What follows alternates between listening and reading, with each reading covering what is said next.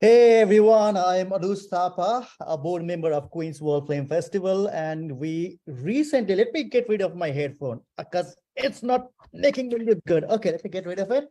Okay, so we recently concluded the 12th annual Queen's World Film Festival, where we screened more than 150 films from 27 nations. And we are really excited to stream the virtual leg of the Queen's World Film Festival on www.filmfestivalflix.com from November 20 to December 4.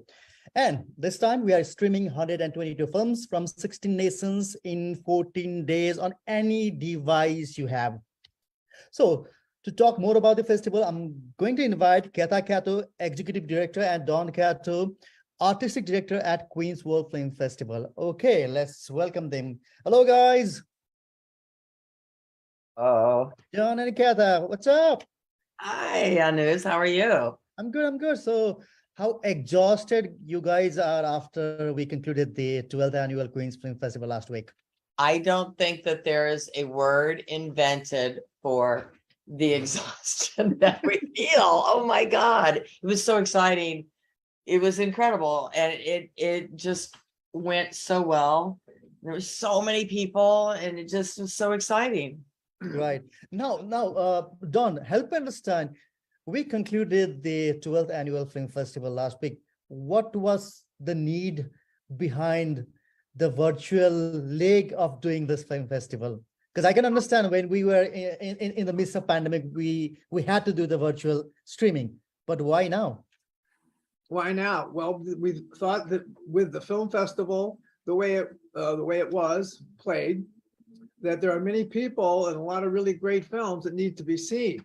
And because we screen films from around the world and around the corner, they need to be seen. And Film Festival Flix is partnering with us with the ability to reach the whole world for people to see the Queen's World Film Festival. 122 films.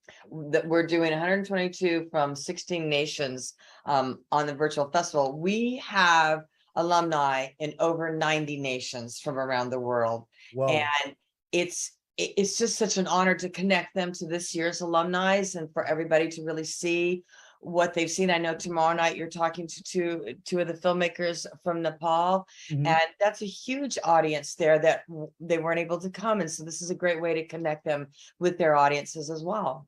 Okay, now, so from November 20 to December 4, we're going to be streaming on filmfestivalflix.com. Now, help us understand how can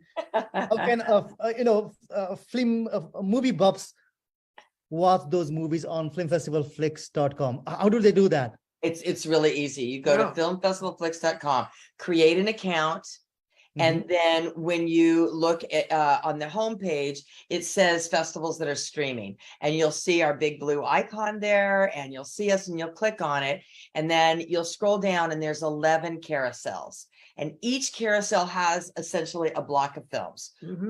We have the carousel for the best of the fest short films. We have the carousel for Make It Move, the animated films. We have a carousel about relationship films, films of healing. And so a carousel of short films is $10. You see every film on the carousel. A feature is $10. But for $50, you can see everything throughout the whole 2 weeks. Like, you don't have a small window of time. You can watch it over the entire 2 weeks. You can have a watch party. You can go back and see something. You can reach out to the filmmakers on social media, talk to them, and then go back and look at their films again. It's so easy. Okay, and how did you curate those, I guess, 11 carousel, Dawn? I think you might be the right person to answer this question. Perhaps I would have been. These were the films that were available from the filmmakers who said they wanted to screen with us. So they were put into what as close to like-minded blocks as we could get. I mean, one of the carousels is Best of the Fest shorts. Well, that's an obvious block. The Best of the Fest shorts, healing. And there's other topics and the features are just the name of the feature. correct? Right. And then there's the Make It Move. I think there's Yeah. 9 animated films from all over the world. That's such an opportunity to Mhm. see, to spend an evening watching these short films, these short animated films from filmmakers all over the world. I just think it's really exciting. And it's not pandemic centric. No. Mhm. This is a great opportunity. We have friends and family ourselves all over the world. I can Yeah. hardly wait to get all of my friends in Oregon and our friends in California and our friends in Rye, New York that weren't able to come. Yeah. Mhm. My sister in Ohio, my brother in Colorado. Colorado. They can see what we're up to. It connects us. It connects us. Okay, great. So I think we have one guest with us right now. Let me see who Right. he or she is. Let me see. Okay, it says Number Pastor 31. Okay, I wonder who that is. Let's see. I Who do we don't know. have? Who is it? Is that Taimoor Choudhry? Ah! Hey everybody, how are ya? The last time I saw you, we were at Queen's Theater. It was opening night. We had a chance to see you face to face and tell you how much we love your work and how much we admire you. And then the next night, Anuz was there to host your block. It's great to see you. Yeah, nice to see Yeah, you. great to see you, Taimoor. And for those who don't know who Taimoor is, let me give a short intro. So Taimoor Choudhry is a jewelry designer turned filmmaker, and his documentary Real Fur will be streaming under Best of the Fest features on filmfestivalflix.com. And his documentary Real Fur is an eye-opening investigative documentary about the true cost of the fur farming industry in Canada. It follows the journey of director Taimoor Choudhry, that's him, as he transforms from being an uninformed consumer to a passionate activist through interviews with animal rights leaders, change makers, fashion experts, lawyers, politicians, and celebrities in an effort to make real change. That's Taimoor for you guys. Well, that's what it's about. And he's Right. happy. Sorry, I was just I've been pushed around and we've been flying around since I met you guys. It was such a beautiful experience that we had in New York. The warm welcome that we received. It was just like we were treated like Maharajas. We come inside and here's all these famous people and waiting for you and talking to you. And they're just, everybody's just fussing around with your movie and your movement. It was just a beautiful experience all the way till the end. Everything was handled so well. All the volunteers I just wanted to thank all the volunteers, all the people who were behind the screening itself and putting this beautiful award show and everything together. And I'm especially honored to receive the Social Justice Award because really that meant more to me than anything I have, because the movie is really about like a social achievement. And for me, this is more than a movie. This is a movement. It's a social justice movie, which I want people to watch, and I want people to be able to. I want to empower people. I want people to get up and do something about it. I want people to be able to make change. So not just once they see that, most documentaries and most films watch them and be like, okay, well, what am I supposed to do here? How am I, like, what can I do? What change can we want to empower people? And I'm sorry, I've been moving around. We just got another award as well from the Asian Festival. It's the best documentary feature, and I just pretty much just got it, and I was like, you can come and speak to you right after. So That's so exciting. yeah, this is so exciting. And Dan, because you've been a part of a screening committee at Queen's World Film Festival. Now, help us understand why Taimoor's documentary got a special place at the festival. Well, we gave it what we really felt like it deserved. It is a social justice piece. It's not just the best of documentary.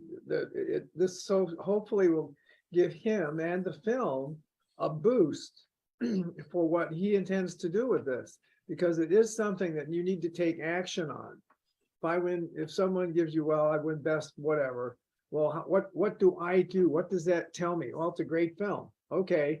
But we're saying this is a film that's social justice. Something has to be done. There's a movement here. And it's something where action needs to be taken, hence social justice. We need to be made aware of the realities of harvesting animals. Right. And I was there at the screening day, and Taimoor received a standing ovation from the audience, which was really, heartwarming to see. That's great.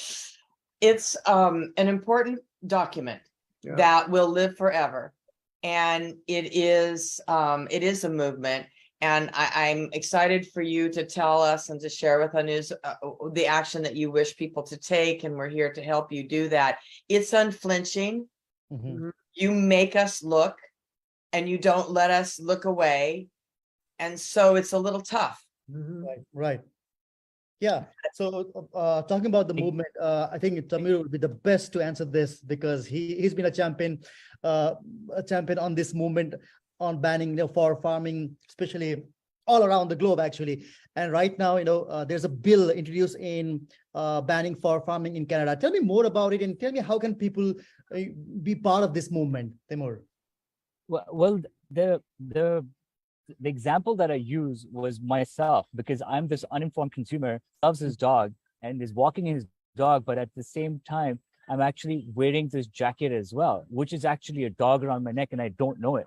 So the shock that when I realized that I'm actually wearing a dog around my neck, it was enough to catapult me into going and trying to make a change. And so once we start doing all the investigation into different fur farms, and we combined it with 6 NGOs, some of the biggest NGOs in the world, PETA, Animal Justice, Fur Bearers, Animal Save Movement. And so once we received all the investigations, we were putting it together. So we show you really small snippets of it. We don't want to scare you with the cruelty. So it'll be like 3 seconds of the problem, and then we show what the investigation is about.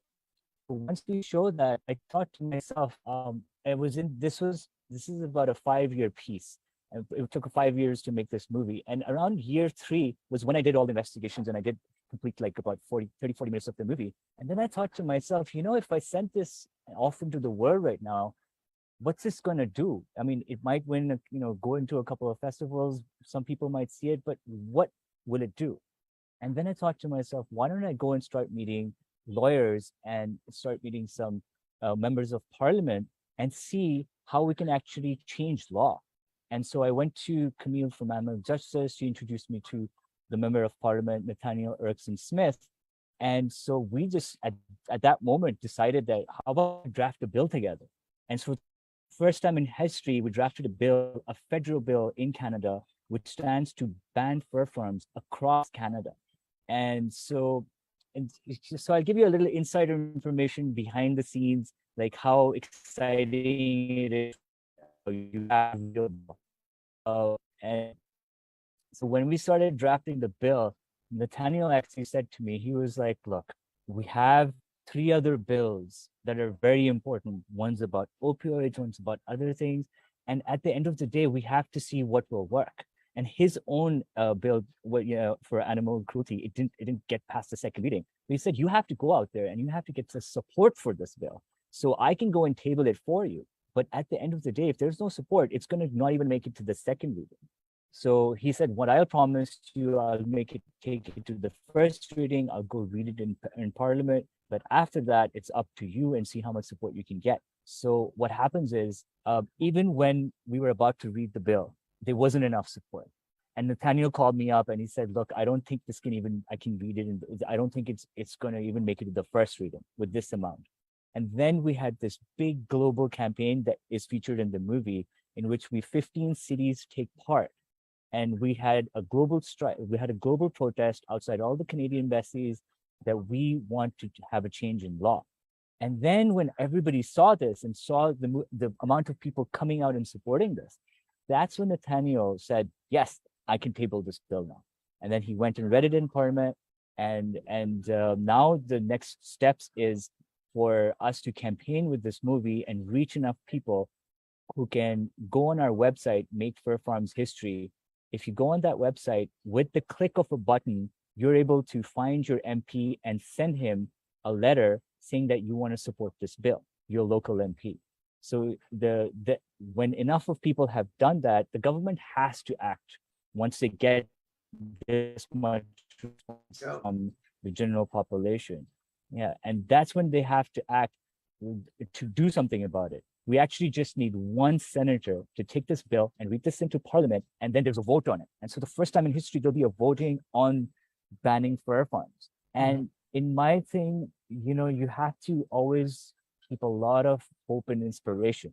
So my way of thinking, it doesn't really, even if there's no winning or losing, and because such a big conversation would have been started that both outcomes will be very successful if people start getting involved. Okay, and I know Don and Katha needs to leave. So is there anything else, Don and Katha, you want to say to Taimoor and about the Virtual Laker Film Festival before you guys go?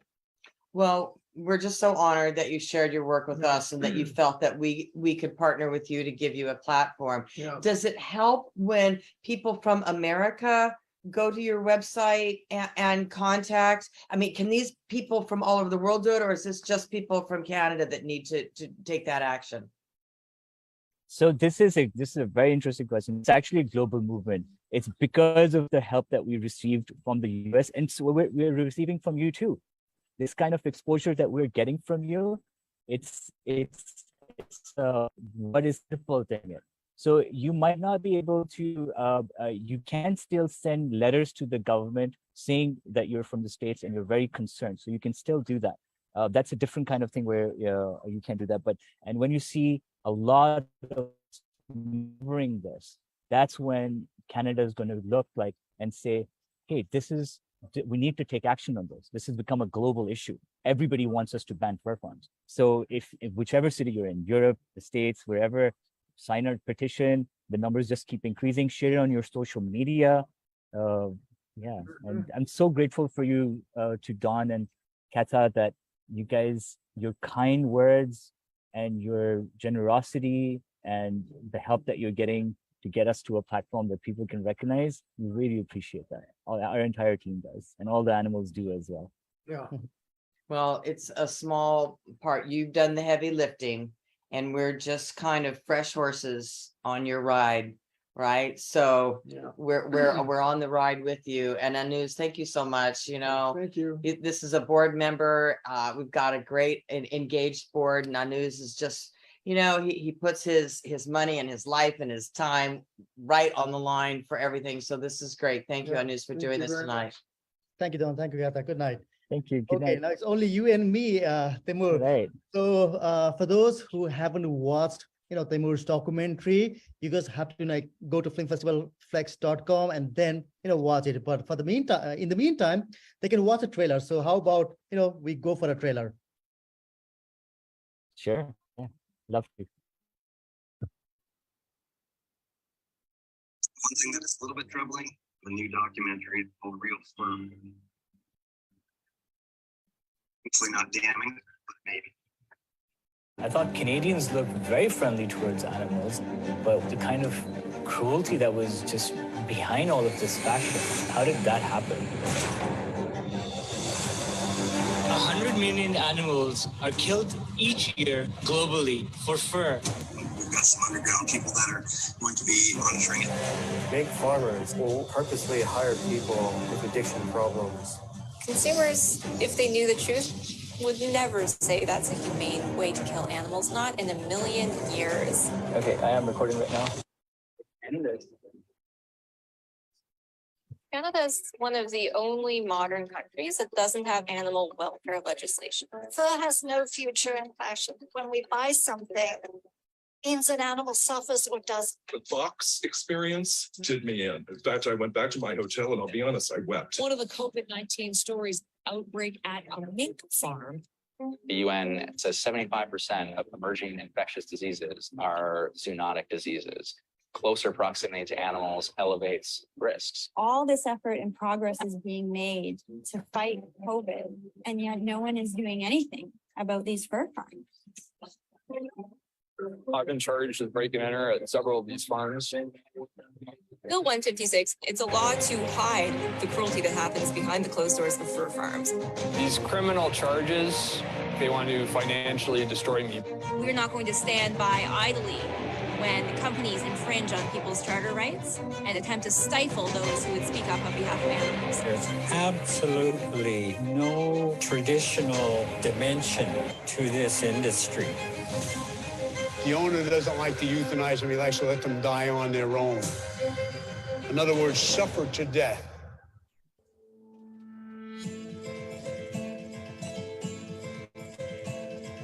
We have a global network of over 1,000 chapters, and we would love to join your campaign. We now need to show the government that we want to ban fur farms. The majority of Canadians support a federal ban on fur farming. For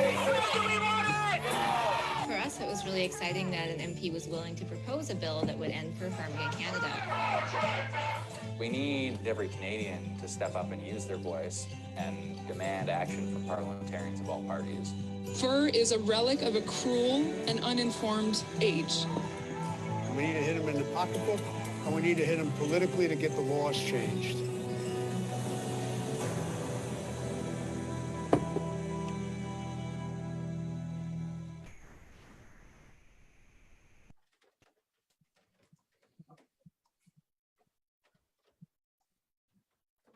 Okay.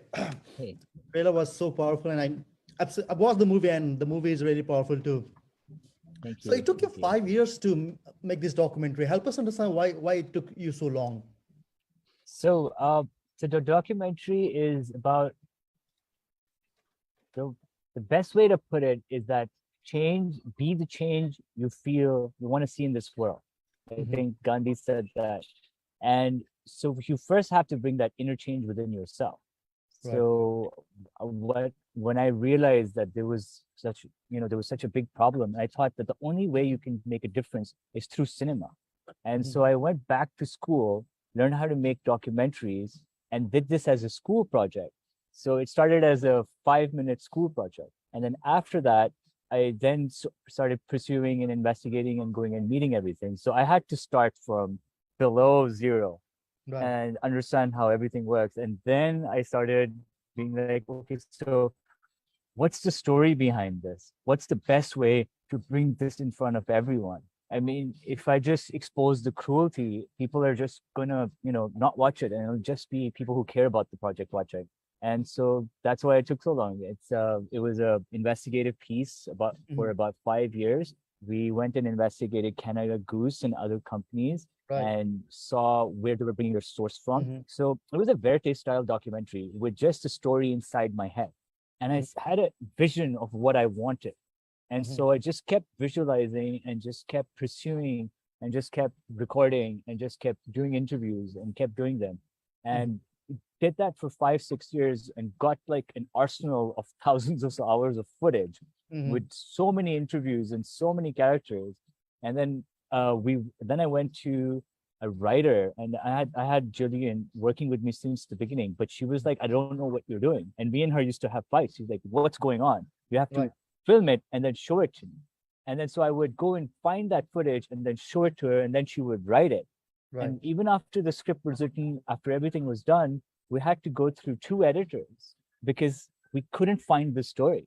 And getting the right editor is another really important process, because if you're not matching with the editor, we won't be able to pull out the story. And then we met Kelly Morris, who was able to sit down for 8 months in a room with me and figure out the visual background story behind this. And when we constructed that, that's when it came out. Like there were 5-6 of us trying to construct the story, and we didn't realize until it actually worked out that it would work out. We were just on the fence of being like, maybe. So literally, I'll tell you this behind the scenes, that we had a 45-minute movie cut that we threw out the window, and we said, this is not working. And that's when we had to go back to the drawing board. Right. And Taimoor, one of the, there were so many things that, I noticed about your documentary, and one that really, stayed with me was the background score that you guys, used in that movie, like the music, the transition. They were so powerful. Help me understand, how did you come up with those background music? Like who was doing that part? Because it was really powerful. That really gelled with your documentary, the storytelling. Right. So Michael, my composer, oh my God. So same story, right? And first we got a composer who had about 40 films under his belt. Okay. And once we finished maybe recording about 30 minutes of his music, it just wouldn't fit the story. It just Right. wouldn't happen. And so I luckily, Michael had these 2 months available to him, and he saw the movie and he just fell in love with it. And he saw my pain and he saw the animal's pain.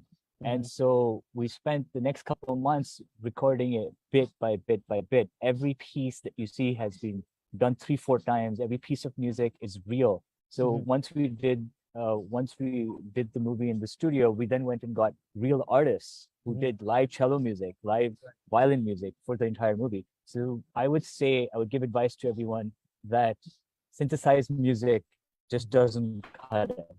Right. You have to go for real live music to get that feeling. And so, yeah, Michael was so brilliant. He was so brilliant. He was just the music score. I was at a loss for words. I was like, this is exactly the sound that the animals need to talk about it. Because for me, music is 60% of the movie. It's 60% of your audio, all the stuff that you're getting. It's your real emotions coming out. Right. And me being Pakistani Canadian, I want to increase the music to a very high level. And Michael was like, no, it needs to be at a background where people can just sense it subconsciously. And that's the art that he took out, that it doesn't tell you what to think. Right. It lets you think what you're feeling, what your emotions are feeling right now. It lets you do that on your own. And obviously, animal cruelty is the soul of your documentary. And besides that, there was one aspect of you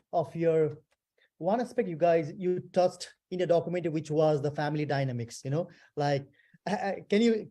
Is it okay to elaborate about the family dynamics that you had to go through to convince your family about this movie making process? And there's a particular scene where I think it was in the midst of the pandemic, and you were zooming with your mom, and finally she was happy with whatever you were doing. Like, can you can you elaborate on that?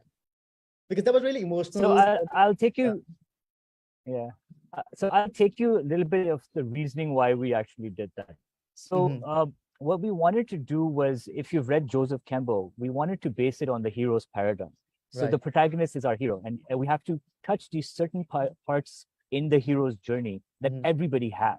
Right. So this hero's journey, you're on that hero's journey, I'm on that hero's journey, the whole world is. Jesus is, all the myths, all the stories, Star Wars, it's all been written by Joseph Campbell. Like on the hero's journey paradigm. And so in that, because we want you to change as well. So in the beginning, when you're about to change, you have the threshold guardians, which is your family or your wife or your job, and they don't let you through. So they'll tell you that, okay, listen, you're happy with what you are, you're making a lot of money, why are you risking this, and why are you risking all of it? And they'll stop you from doing it, and you won't be able to go through unless you break through. But that's so important for you to break through that threshold. And it's important for them to make a really hard one too. It's important for them to say, no, you can't go. So once you break through, everything else is easier. So I showed what it was for me to break through my chain, because I had a successful business. It's diamond and gold and jewelry business. It's really successful. I'm in fashion. I'm one of the best designers in Pakistan in jewelry, one of the biggest jewelry families. Why would you leave all that and risk it? And so for me to show that I broke through this is for then you can also do that with your job, with your business, wherever you're at. It's the planet is, it's such a weak state right now. It's such an exciting time. It's time for us to get up and do something. In a few years, there'll be nothing we can do. So it's time to get up and do what you believe in and save those animals or those humans or whatever you need to do, and save them right now. Right now is the time where you get up and you do it, because there's not going to be another chance. And so that's what we're trying to show, is that how to break free from those chains that we put around each other. Right. So we're almost at the end of so is there anything else you want to share with our audience before you go? I just wanted to thank the wonderful team at Queen's World for giving us this opportunity. I wanted to thank my wonderful team. I wanted to thank my parents. I wanted to thank my girlfriend Hannah. And yes, please watch the movie. it will empower you to make a change, be it that for the animals to help us, or be it a change to make within yourself. And so I would implore you to do that. Right. Thank you so much, Taimoor, and thank you so much for giving your valuable time amidst the short notice. No, it was okay. I'm actually in LA. I just got into work and I was all pumped up and I was trying to grab the screen and set everything up. And so thank you for having me on your show. Yeah, and one more time, congratulations. Thank you. Bye-bye. Thanks a lot. Take care. So that was Taimoor, the director of the documentary Real Fur. And if you want to watch his documentary, all you got to do is go to filmfestivalflix.com from November 20 to December 4, where we are actually starting the virtual leg of Queen's World Film Festival. And we are streaming 122 films from 16 nations for 14 days. So you don't want to miss it. So go to filmfestivalflix.com. Until next time, this is Anush Thapa signing off.